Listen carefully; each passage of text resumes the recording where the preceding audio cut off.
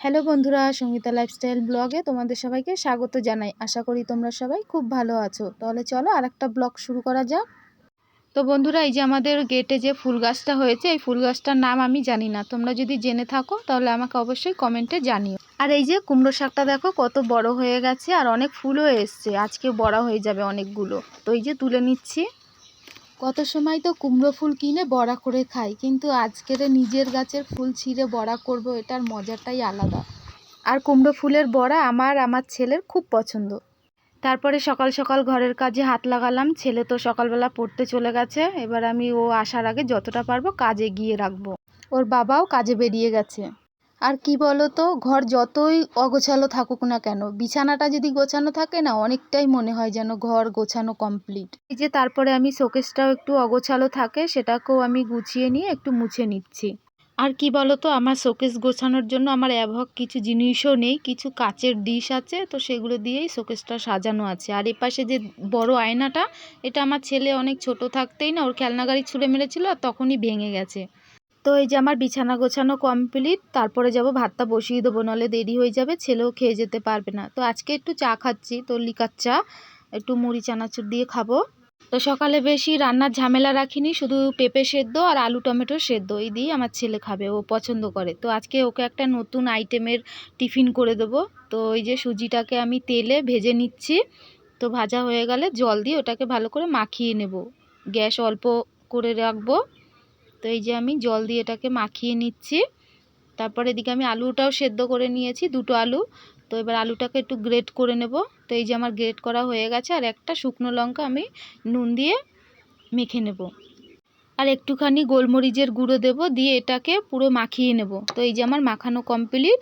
এবার আমি বেলনিতে একটু তেল মাখিয়ে নেব। তেল না লাগিয়ে নিলে না, ওইটা যখন বেলবো লেগে যাবে, আমি আর তুলতে পারবো না। তো এই যে আমার বেলাও হয়ে গেছে। এবার এটাকে আমি 3 টুকরো করে নেব। সাইডেরগুলো কেটে নিয়ে আমি এটাকে তুলে রাখবো। সাইডেরগুলো ফেলে দেব না, এটা দিয়ে আর একটা রুটি বানিয়ে নেব। তো এই যে আমি ওকে এই কটাই বানিয়ে দিচ্ছি। আর অর্ধেকটা মাখানো আছে, সেটা ওকে সন্ধেবেলা আমি বানিয়ে দেবো যদি ওর ভালো লাগে। তো এই যে আমি তেল গরম করে এগুলো লাল লাল করে ভেজে নেব। ও স্কুল থেকে আসলেই আমি জানতে পারবো যে ওর ভালো লেগেছে কি খারাপ লেগেছে, তাহলে তোমাদেরকেও আমি জানাবো। তো এই যে আমি এরকম বানিয়ে দিয়েছি। তো এবার টিফিন বক্সেও আমি দিয়ে দিয়েছি, আর একটু সসও দিয়ে দিয়েছি। তো এই যে আমার ছেলে এখন স্কুলে চলে যাচ্ছে। তো এবারে আমি ঘরের বাদবাকি কাজগুলো সেরে ফেলবো। তো এই যে আমি এবারে রান্নাঘরে চলে আসলাম। তো এই থাকগুলো মুছে নেব। আর জানো তো, ভাবছি এই থাকের ওপরে প্লাস্টিক দেব। তো যাব, গিয়ে একটু প্লাস্টিক কিনে আনবো, একটু বেরোবো একদিন। তো এই যে আমার ঘরের কাজ সব কমপ্লিট হয়ে গেছে। তো এবারে সব বাইরের কাজগুলো বাকি, কিছু কাচবো, উঠোনটাও ঝাড় দেবো, বাসন মাজতে হবে। মানে টোটালি আমার বাইরের কাজই বাকি। আর এই যে তেলের প্যাকেটটা, ওটা স্নান টান করে এসে বোতলে ঢেলে দেবো। তো এই যে এবারে আমি উঠোনটা ঝাড় দিয়ে নেব। আর এই যে উঠোনে প্লাস্টিকগুলো দেখছো, এটা আমার রান্নাঘরের চালে একটা প্লাস্টিক দেওয়া আছে। আর আমার এই যে জায়ের দুটো বিড়াল আছে, বিড়াল দুটো এত মারপিট করে একদম প্লাস্টিকগুলো ছিঁড়ে ছিঁড়ে ওরকম ফেলেছে। এখন আবার নতুন প্লাস্টিক এনে দিতে হবে, নাহলে আবার রান্নাঘর থেকে জল পড়বে, পুরো গ্যাসের ওখানটাই না জল পড়ে।